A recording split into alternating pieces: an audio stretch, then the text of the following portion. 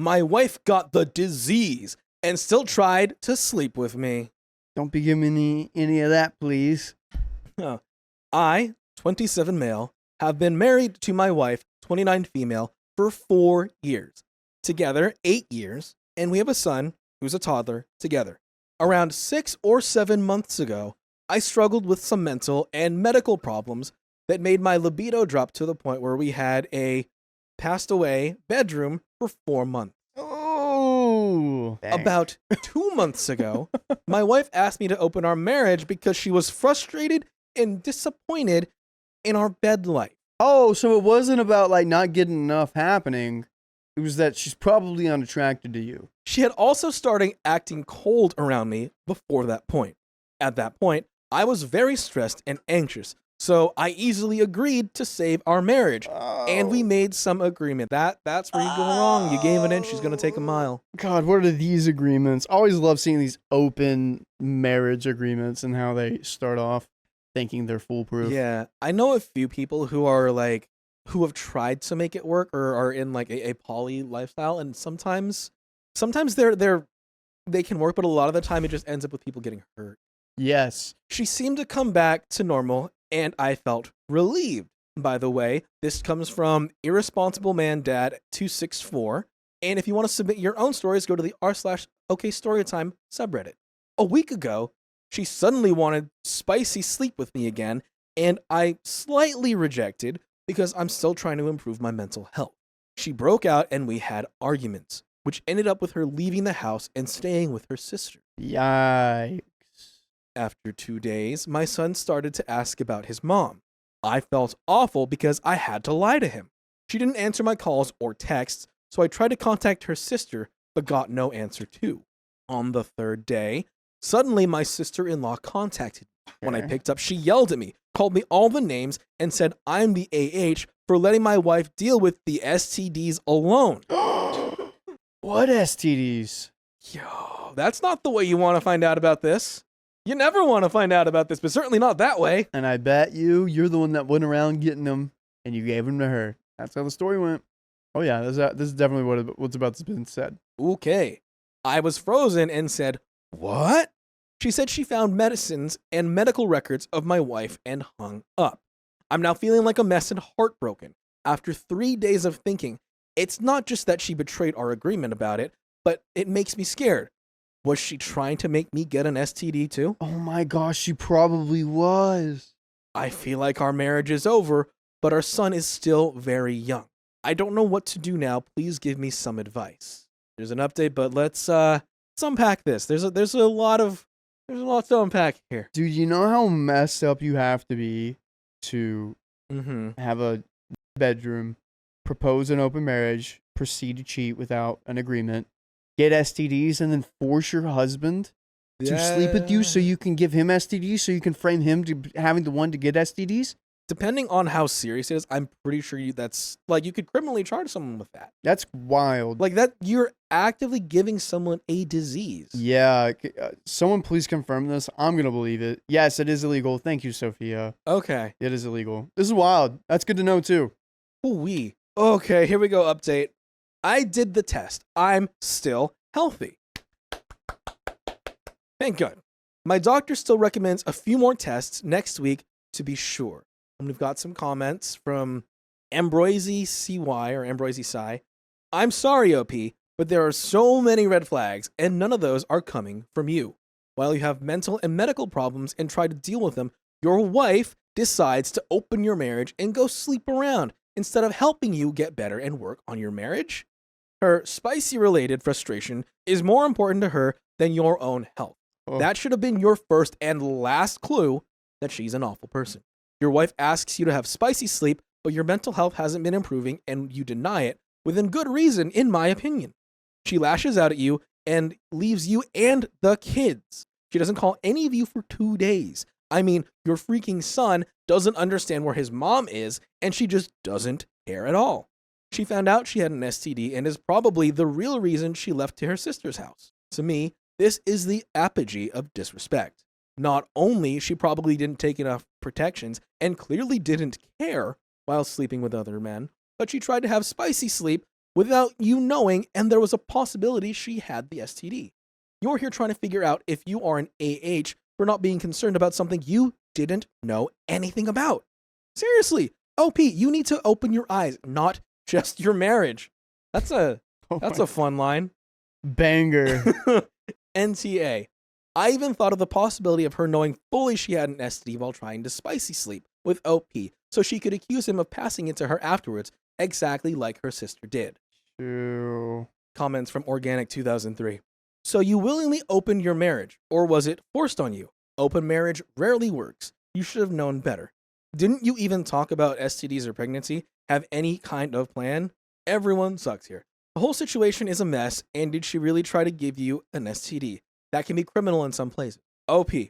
I don't know. I don't feel uncomfortable with her sleeping around as long as we communicate about it, but I do feel it got too fast and I should be more skeptical about it. We have made the agreement that she needed to make sure her partner was clean and always use the wrapper, and she insisted that I can trust her. She did say that if she got pregnant, she would immediately terminate. Best VDV driver said, we have an agreement that she needed to make sure her partner was clean. She lied here. Always use a wiener wrapper and insisted that I can trust her. She did say that if she would get pregnant, she would terminate immediately. So you'd have to be a damn idiot to trust this. Time to talk to a lawyer. OP said, yeah, I do feel like an idiot, and you are right. I always trust her because I loved her, but after this, I don't even know what I feel right now. I will think about a divorce after getting myself tested first. Thank you for your advice. We have an update, but let's oh my gosh. let's sit with this a little bit longer. Do you think that everyone sucks here in this? I would say like maybe OP didn't practice the most like sane judgment and like wasn't protecting himself the most, but I'm not quite sure if everyone did suck here. I feel like OP was trying to save the marriage and like loved his wife. I definitely the wife sucks. Oh yeah, OP, no, absolutely. I don't know. It's sort of like you're given a science exam and you haven't like studied science. You're gonna do horribly, and that's what was done here. Who knew that I had to prepare for my wife getting STDs, and I had to figure out all these backup plans and be put on the spot by my sister-in-law? Like in that moment, you don't really know what to do, so that's why you're coming to Reddit. Right. I think he's not the a-hole. He figured it out. There's some things that are basic common knowledge where you you try and figure you're giving to this and all that. Let's look at this update here. My wife, 29, just admitted cheating on me, and I am getting. Am I the a-hole if I wanted to leave? Oh my god. Yo. Not that gunny. 6 months ago, I had some mental and medical problems that prevented me from having spicy sleep with her. She convinced me to get into an open marriage, and she had it for 2 months. Until 2 weeks ago, she suddenly wanted to be intimate again. And when I refused, she got angry and left. I couldn't contact her for a whole week until her sister called, accusing me of having an affair and giving her STDs. I immediately went to the doctor, and it was confirmed that I didn't have it. I tried to contact her sister again, but I was blocked by all her family. 2 days ago, she drove home for the first time to visit our son, who's a toddler, whom she had abandoned with me for more than a week. Ooh. We sat down and talked. She admitted she had known this person for 3 weeks before I agreed to open the relationship. Oh my god. All right, this was planned. Absolutely planned. I asked her about the STD that her sister told me about, and her face turned pale. I had to urge her a few times until she admitted that she has, and that the other partner had lied to her about his medical condition and protection methods, and he had already cut off contact with her. I asked her if she knew and wanted to infect me that day. She was silent for a few minutes until she burst into tears and begged me to forgive her, saying it was just a foolish thought and a panic and fear. I lost my temper and yelled at her and punted her out of the house. I said, we're done. I'm feeling so many emotions, heartbreak or anger. I don't know what to feel anymore, but it's so painful.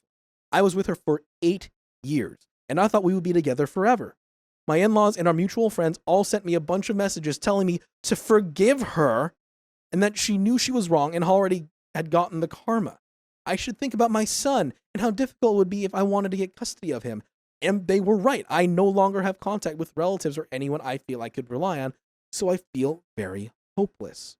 What should I do? Can I forgive her after all these years and start again?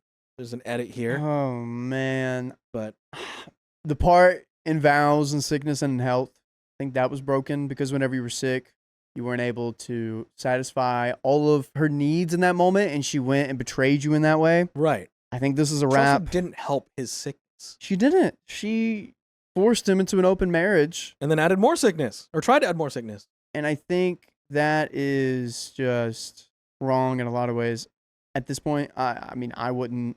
Not only did she cheat, she planned to infect you with a disease so she could plant it on you. Mm-hmm. I don't know. I'd call it a wrap at this point. I don't see how the family or the friends, like, I see where they're coming. Obviously, they're trying to salvage this for the person they care about. But saying that she already had her karma, no, she didn't. Okay, maybe she got a consequence from sleeping around. She got caught and I got a little embarrassed. Yeah. That's it. But she didn't have any karma for trying to infect OP. Mhm. And her husband, there's no. There is no accountability here Mhm. whatsoever. So here's the edit. Sorry for some detail I did not clarify. In my old post, I made it when I didn't remember the full details about what my sister-in-law cussed me because I was shocked about my wife getting STDs. I did bring that to my wife in the conversation, and she admitted she did lie to her family that I cheated on her. Some comments, and here's from OP. Her sister did text me with an apology, but that's it. The others, they will just text something like, I know you're very hurt right now, but your son needs his mom, and she's very remorseful right now. Please give her a chance to make it right. I didn't answer any of that. It made me feel anger every time I looked at it. Update 2. Oh my gosh. My wife, 29, admitted she's cheating on me, 27, and getting... Am I the a-hole if I wanted to leave? 16 days later. So this is a whole 2 weeks and change. We've had time here. So first of all, thank you for anyone who gave me good advice and kind words. I'm very appreciative of the support. Now, to my update. My wife and me are separating now. I'm currently hiring a part-time nanny to take care of my son while I'm at work. And even though I already cut back my work hours, I did find a lawyer to advise me about the divorce procedure and what I would lose after the divorce. He also said I needed to collect more evidence that my wife really wanted to infect me, though, which I think is quite hard because she doesn't want to talk about it. The charges we made, such as abandonment or adultery, seem like they might not work either. By the way, things that do work are full episodes of OK Storytime. Just go to Spotify, Apple Podcasts, or your favorite platforms to listen to full episodes and just search OK Storytime. Exactly. Just like you could search for a good lawyer. That's right. Actually easier than finding a good lawyer. There's another relevant update, so let's get into it. My wife has started visiting our son 4 times a week now. She acts like a good mother and expects me to do couples therapy. Her treatment is complete. She said that she already closed the marriage from her side and is willingly setting the postnup. However, if I want to give her the chance. Her family is still texting about how her days are miserable without me and our child. I kind of ignore them. I didn't block them in case things break down, so I still have a record. That's my update. I'm still getting used to the lifestyle of just me and my child. I have agreed to marriage counseling with her this Saturday, though I don't think it will change anything. And that's the end of the story. Okay. I don't think it's going to change anything either. I think she's already broken that trust. She's not remorseful that she did it. She's remorseful she got caught. Yeah. She's remorseful of what she's going to lose. Mhm. She already abandoned you and your kid for a week. Yeah. She already tried to infect you. She already opened the marriage once. Who's to say she's not going to do it again once things settle down? Ridiculous. My wife confessed to her affair because she regretted it. My wife? I'm 27 male, lost after a confession from my wife, 29 female. I'm stuck in my own head and need an outside perspective. For some context, we're college sweethearts, married for 6 years, and we have a daughter, 4 female. My wife's not only my first love, but also my best friend. The family we built means the world to me. Recently, our marriage hit a rough patch when my in-laws stayed with us for a few months. It put a lot of strain on our relationship. My mother-in-law has always been gracious, but my father-in-law never approved of us. I'm not on his top 5 choices for his daughter. He straight up told me I wasn't good enough for her. He even initially refused to walk her down the aisle because of his disapproval of me. Ooh. He's our biggest obstacle. By the way, this comes from Throwaway Radio Sauna. And if you want to submit your own stories, go to the r/OK Storytime subreddit. I'm trying to ignore him. We no longer had our space as a couple and family. My father-in-law took over everything and undermined me to our daughter. He called it his grandfather rights. He came between my wife and I. She would make excuses for him or say he still needed her dad. We were pitted against each other. We stopped communicating, fought often with no resolutions, and intimacy went extinct. We're still in recovery. We're working on reconnecting. We went to this retreat for our anniversary, and overall, it was good for us. We were able to talk and have fun with each other again. Part of the program was intimacy exercises. We basically stared into each other's eyes in a quiet space for an extended period. It's supposed to help us be present with each other. We decided to continue these exercises at home. So during our last exercise, we were staring into each other's eyes. We're talking about stuff we appreciate, and I start telling her how much she means to me and what specifically I love about her. She looked like she was in pain the more it went on. She told me to stop praising her and how I didn't know everything. I asked her what she meant, and she confessed to a near physical affair during our fallout. She said she was lonely. We were on opposite sides of the earth, and there was a coworker, 19 male, showering her with attention and affection. Oh, that's too young. 19 male, dude. This girl is like 27. That's too young. Ooh. So this is what's happening. You got a nice, stable husband at home, and you got this 19-year-old Gen Z lunatic being like, what's up, mommy? Let me try to slide in there. That's what he's doing, and you're letting that little twerp do that. I think this is one of the downfalls of the internet and the mommy fantasy. It's now coming into off of the internet. It's not just a Reddit thing. Dang, dude. It's not just a chat thing now. It's like real in this case. At first, she ignored him, but his chasing began feeling good. She softened. She got a high from it. Sorry. I'm just in character here. She got a high from it. She was engrossed. And they'd have their lunch break together every day and hung out after work. Other coworkers teased her about how she had the guy wrapped around her finger and him being whipped. She dismissed them, but felt guilty about what others were perceiving. So she moved their lunches to her car. She convinced herself the relationship wasn't wrong because nothing physical occurred. In private, they shared lingering hugs and touches with each other. She eventually resolved to have spicy sleep with him on their next hangout, but she stopped because of her love for our family. She said, while on her way out to meet him, she saw our daughter and me having a good time playing together, and how our daughter gave her a drawing of our family that reminded her of what we had and our commitment. I remember that night too, her telling me she was invited out for a girls' night, her getting ready, and how excited she was, and her suddenly canceling and ignoring her phone. You know what this reminds me of is, did you ever watch Stranger Things? Yeah. Remember that whenever Nancy's mom is going out to meet Billy, and then she sees her husband knocked out with the baby on his chest, and he's like, and she decided to stay? Yeah. This is what's happening right now. Yeah, absolutely. Oh, man. I'm looking back on it a lot differently now. I was too numb to respond. It didn't seem real. She asked me to say something. I asked why she was confessing now. She said it was weighing on her. And me speaking so positively about her made it worse. I asked if she was still involved with a coworker. She swore she wasn't. She broke things off with him, went no contact, and he transferred to a different department. She said losing our family wasn't worth the risk. I asked her if she ever planned to tell me. She admitted no. She convinced herself there wasn't anything to tell because she didn't go through with it. We got a little bit more before we get to that. But honestly, this is emotional cheating. But I think we can work through it. If this happened, I'd be like, we can work through this. You didn't do anything physical. Yeah. You almost did, but you stopped. And thank you for telling. Also, too, she told him. That's another huge plus there. Or not plus, but, thing to add. I'm on the fence with it here because she fully planned to do it. Like, if she didn't happen to stop and glance at him in that moment, she would have fully gone out there and done it. You think that they should divorce? No, but I'm just... So you think that they can work it out too? I think they can work it out, but I don't think that it's going to be an easy process. And I think that I think that she's a lot more at fault here than he's willing to. He's currently giving her credit for that she's willing to admit, because she knew it was weird. She moved into the car because she didn't want people commenting on it, even though she knew that she felt guilty.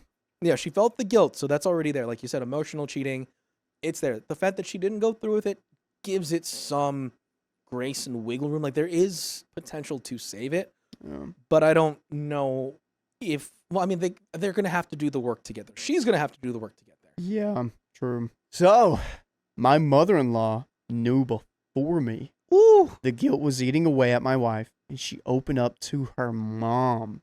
My mother-in-law told her I needed to hear the truth from her, and my wife needed to trust in our relationship. Oh, it got to me too much. I told her that I couldn't do this right now, and we needed to end the exercise. She kept asking for me not to shut down on her and proclaiming how she loves me and wants our family.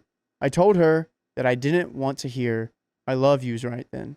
She said the coworker was the biggest mistake she's ever made, and she's fully committed to me. I only told her I needed some space to process.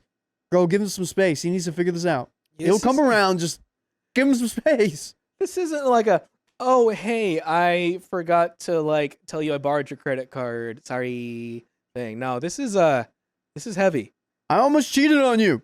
And for him to go from saying you're great, I trust you and everything, to this is not something you can bounce back from in just a day. Yep. Or even a week. Yeah. There's healing in processing. He's got to go through the proper stages of grief here. Sometimes she respects my space request. Sometimes she doesn't. I moved out to the guest room for the time being. She sends affirmation texts about her love and what our vows mean to her. I'm still just really numb right now. This is heck. I don't know what to do with her confession. I knew things weren't perfect. I knew we were in a bad place and working our way back, but I never expected this. I was here wanting my wife, wanting to work on our marriage and our family, and she goes off sneaking around with some 19-year-old kid? What the heck? What are we doing here? I don't relate either. I never looked elsewhere. My wife is it for me. To me, she had a place in my life that no one else could fill.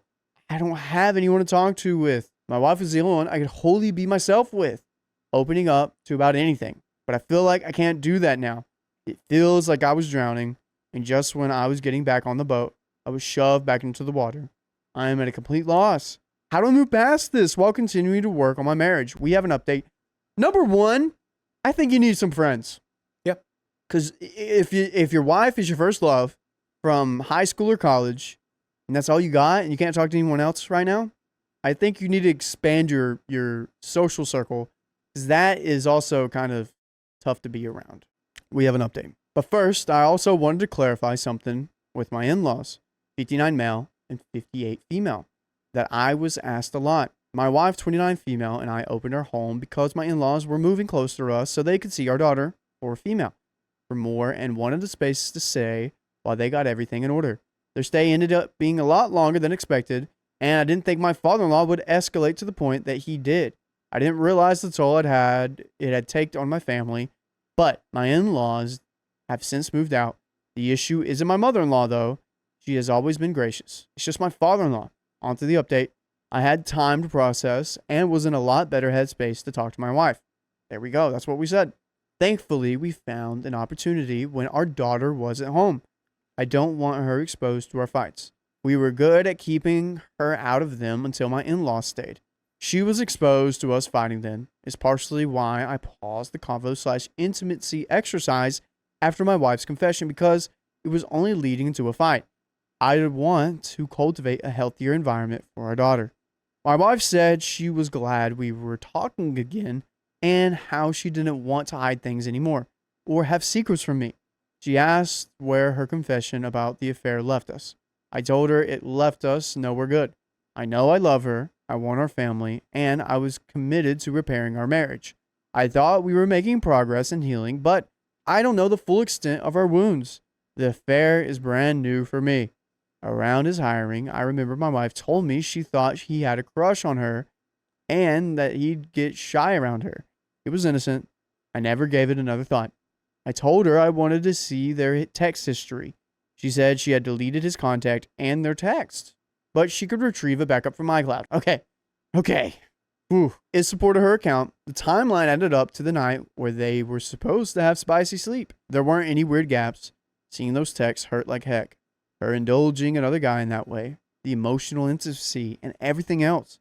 She checked out of our marriage and gave that kid a part of herself I was completely shut out of.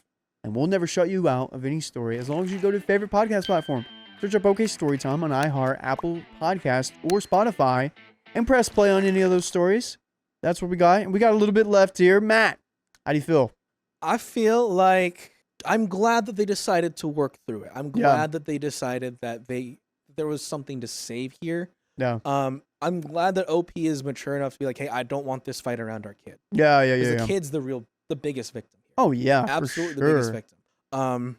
The trust is going to be hard to build back, but it's possible. Yeah. The fact that they're discussing it is good. Yeah. Agreed. Got a little bit left here. She said she'd do anything to get us back on track, that she's committed to me and working on our marriage. She just wants to make everything right. I said I didn't know how to trust her. She lied, schemed, and had plans to tell me the truth. She decided to withhold that privilege. She said she was afraid she crossed a line we couldn't come back from. She had made huge mistakes and wanted to fix everything. Prior to our marriage, we had promised each other unconditional love. She was afraid she'd lose that from me, that her actions pushed that love out of orbit. She asked if it was possible for us to recover and keep rebuilding. I told her I couldn't give her a definite answer anymore. I'm not sure if I can forgive the affair, but I'm willing to give reconciliation a try. So, we're entering couples counseling. I can't attempt reconciliation without it. There's just too much to navigate on our own, and the danger of us falling back into bad communication habits. I want to be helpful, but I don't know what to expect. Right now, I just feel beat down and broken. I don't know if anything would come from therapy, but my family means the world to me. I need to see if it can be saved. Thank you for everyone's support and the resources shared. It's much appreciated. That's the end of that one. At this point, the only thing that you can hope for is that therapy will help. Yeah. Having the outside perspective, I think, is necessary. Yeah. I think that if left to their own devices, I think the hurt would fester.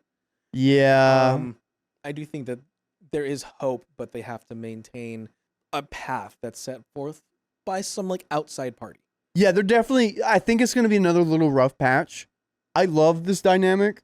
I want OP to get more male friends and just stick it to the dad, the father-in-law, and continue down this road. You're going to be a strong dad and you're going to be a strong parent. And I see a bright future here. I love this. My husband couldn't stop smoking, and it's destroying our marriage. It's time to put the cig out. Bro about to get flamed. Trigger warning for substances. My husband, male 31, and I, female 33, got married 2 years ago after a not very long relationship. We met online and we didn't know a lot about each other, of course. In the meantime, we shared details about ourselves and stories and, like most people, found out things about the other that were new. Okay. We decided to get married. I moved to his country. This is relevant. And we have been enjoying it pretty much. Okay. By the way, this comes from Novel Pain 6306. And if you want to submit your own stories, go to the r/OK Storytime Reddit and do so. So, we have talked about how we feel within the relationship. We have our routines, our growth, and how our lives have been developing.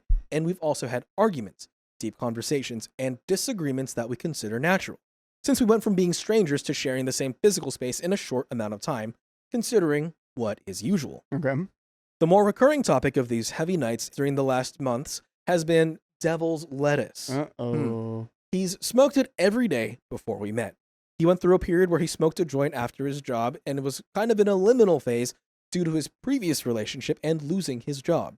When we met, 3 years after his breakup, he started to work out, found a better job for his career development, and decreased the frequency of his smoking habits. Okay. Also, since the moment we met, I shared with him 2 important details.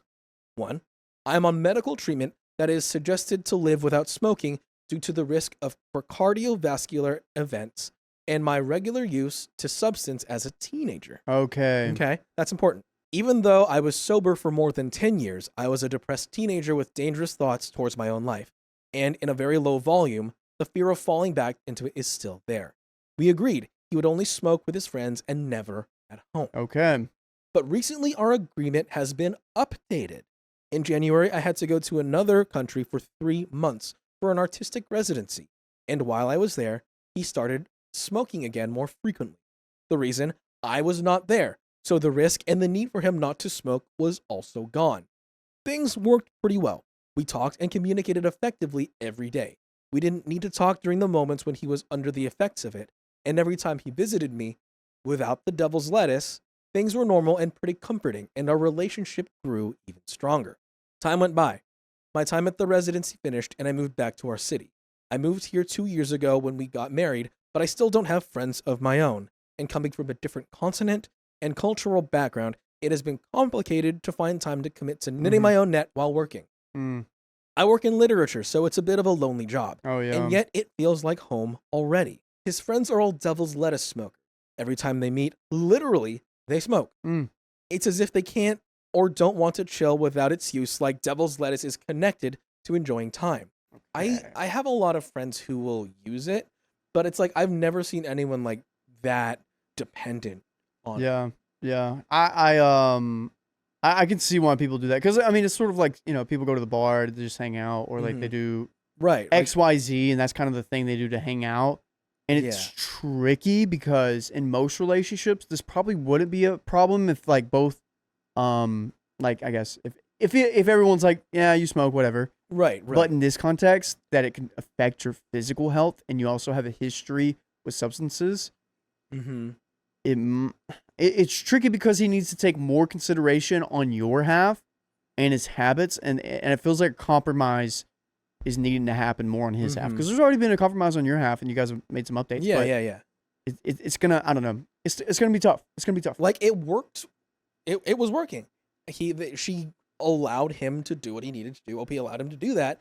And when OP went to other country for the residency, I can kind of see, okay, they're not in the home. Yeah. But as soon as they come back, there has to be that snap back to it, because there is the medical and like physical well-being element there. Yeah. And also the emotional trauma of what it did from the past. Back in my country, some of my friends also smoked the devil's lettuce, but it was never a must. And I was always in the position where I could decide to stay or leave the room if I was not okay with the smoke. That's good. The reason why I mention this is because this gets to where moving to his country gets crucial. Because of my treatment, my sober time, and the different interests of his friends, all male, we haven't found a way for us to get along. I mean, we find them nice and funny, but I think in these 2 years, I've met them less than 10 times. Moving to another country is a lonely experience. And I wouldn't like him to feel lonely too, because he can't meet his friends as much as he did in the past, before we got married. When he is high, he also gets a little bit anxious, or at least his anxiety gets more easily triggered. And he also turns a little bit slow and not very talkative. So even though it's funny to be around him during these goofy moments, sometimes I need or want to communicate with his regular, sober version. Despite we agreed our current financial situation is not loose enough to set a budget for his devil's lettuce every month, he's got it for free twice from his 2 friends who sell it. During my therapy sessions, I have understood how consent can help us with this. So we made an agreement where every time he wants to get high, I would be informed, so we can make our plans without involving too much talking or making important plans for the weekend or something. Okay, that's a little, I don't know how I feel about that part. OP's giving, I think, too many concessions here. Yeah, because like, I don't know, if I'm like, I want an energy drink, and usually I get a little bit more like uppity and all that stuff. I'm not gonna hit up Angie. Hey, I'm gonna get a drink real quick. You know how many texts a day she'd get? Too many. But I don't know. I feel like if you are someone that does this, you shouldn't have to text all the time for it. That makes sense. I mean, it does make sense of what they're trying to figure out, but I don't know. I think in this instance, it's because of partially the medical issue and also like how he gets when he's not sober. So I think for them it is practical though. Practical, also annoying as heck, but practical. Yeah. I think like I'm glad you're coming at the issues now, because later on this would become a big thing. But if you guys don't get on the same page soon, in the next 6 months to a year, this is going to be too big of a thing where, I don't know, you guys might have to break up. I think you're going to overcome it, but it seems like there's a lot of things you want to do on your end, and he's just kind of like, Well, considering OP moved to a whole separate country for this relationship, I feel like there should be more consideration and concession. yeah. But I think, I don't know if he wants to do that. I think he just wants to smoke. No, absolutely not. I don't think he's recognizing how impactful it is. Yeah. Because it's been his lifestyle. Yeah, and if this It's is your hard to change. lifestyle, It's really hard. I don't know. It's like you either stay together or you have to break it off if this is your lifestyle. Mm-hmm. Yeah. Okay. With disagreements here and there, the agreement had been working until last night. He's having a deviation nasal septum surgery on Monday, and I shared with him I was a bit worried because of the past. I lost a lot of very close people in my family and friends. He's also nervous and scared. He decided to go out with one of his friends, and he got high. He said he only got 3 puffs, but he didn't know how devil's lettuce can affect the effects of anesthesia, and that he needs to inform his anesthesiologist about this. When I asked him to please not smoke this week before the surgery, he had already done it, so when he got home I asked if he did it, he immediately got anxious and defensive, arguing it was only 3 puffs, and that he was not clumsy, and I immediately got anxious and offensive, telling him how before he went out, he told me, ironically during our conversation, "Oh, yeah, sure, because I can't meet my friends without doing," and he did it. How devil's lettuce can affect the surgery and how most of it's been exhausting to have these arguments about devil's lettuce so frequently. At this point, I think a separation is called. I've been feeling a pattern when we have a difficult conversation. We both can't sleep properly. The next day, I feel sad, and he comes back from his job with a sincere apology after thinking about what we did and said. This is a cycle of absolutely. Yeah. But last night, he said something new. I would like to smoke freely without me thinking, will she be okay if I want to be spontaneous and smoke with my friends? Or maybe having a smoke after the day as a reward. And he mentioned this as a boundary he needs me to respect. I don't want to talk about it. It turned out to be very confusing for me because I need to talk about it to find consent in order for him to enjoy it while I can be away from the triggers towards my sobriety and or without me feeling like, oh, right now he's too high to talk about normally about any subject. At the end of our conversation, he asked me to sleep together in our bed after I asked him to please go to his parents' house. I'm embarrassed of this request of mine, to be honest. I asked him why, and he said, because we're each other's home. I said, I know I don't want to break your boundary because I feel you should not negotiate something that is very important for you. And I don't want to disrespect your independency and autonomy, but I can't change my past. I think the best is for me to step aside. It was around 2 a.m., so it was a tough, dark, and exhausting moment already because of that, plus everything that was said. While writing this, I can tell there are a lot of factors on the table, and just by putting it out of my chest with words for someone to read about this feels useful. So, if you read this, thank you. Anyway, has anyone had an experience where the devil's lettuce or any other habit has affected your relationship in a complicated way? How would you deal with this? I'm open for ideas. I would definitely talk about this with my therapist because I want to understand if there is something I can do better or improve our communication somehow. I feel like I'm being seen as a teacher or some kind of authority, and I don't like that role. I just want to be respectful and respect. Separation. I think having a separated month or so, come back. I don't like ultimatums in relationships. I've had people do it to me before, and for me, that's the breaking point. Like, I agree with discussion, but giving an ultimatum kind of feels like, in some instances, I can see, but I don't think it's warranted here. Like not in this. No, in my situation and in other situations that we talked about, like in this situation, not warranted at all. I think he's choosing the here, and he's asking her to go along with. He's not putting any consideration with her. He's not respecting her. He's not emotionally mature enough for a relationship. He's not. He wants to hang out with his buddies. He wants to just be a dude, be a guy, be a bro, be a party man. He doesn't want to be an adult. He doesn't want to take what OP has gone through into consideration. He's just accepting. Yeah. Since she's rolled over before, he's expecting her to roll over again. And I think she's going to have to ask herself some bigger questions here. Yep. If she wants kids, do I want this guy to be my husband and my, my kid? Do I want my kids to be like him? Do I want my kids to be a mixed version of me and him? And is that even a thing? Could you have kids and they can both be you and him, or do they have to be just you or just him? Mm-hmm. And I think overall, over time, it just seems like it's not the best case for you, OP. And you know what you need to do? This is a hard thing. Whatever you think you need to do, that is the very hardest thing in your mind. That's what you have to do. I feel like putting this out there on Reddit, you already know what you want to do. Yeah. You're looking for the permission to do it. Yeah. And you're just getting affirmation of other people. Yeah. Comments. Comment 1. Looks like he just doesn't want to stop. As a former heavy smoker, 2 to 3 times a day for years, I don't consider the devil's lettuce addictive like you can't stop. I would spend weeks without it because I forget to get more. Also, I have friends with the same habit that have just done detox breaks and stopped for weeks without hesitation. On the other hand, regular smokers don't even get that high. That's why they do regular detox breaks, because it's not even working. Is there a possibility he's just faking being extra high just to avoid some conversations? Ooh. Interesting. Regarding surgery, just disclose it to the doctor. It should be fine. And that is the end of that. Whoa. Good No point. resolution. Again, no comment. But Dang. I sincerely hope for OP's health and sanity and like social, just their sake overall, get out of that relationship. I know. Get out. Yeah. Like this person is their only lifeline in the country. And if you have to somehow go back to your home country, then that's what you got to do. Yeah. They mentioned that they like their job and they feel like their job is home. And at that point, you just need to kind of find a way to find more lifelines and a bigger social circle. Agreed.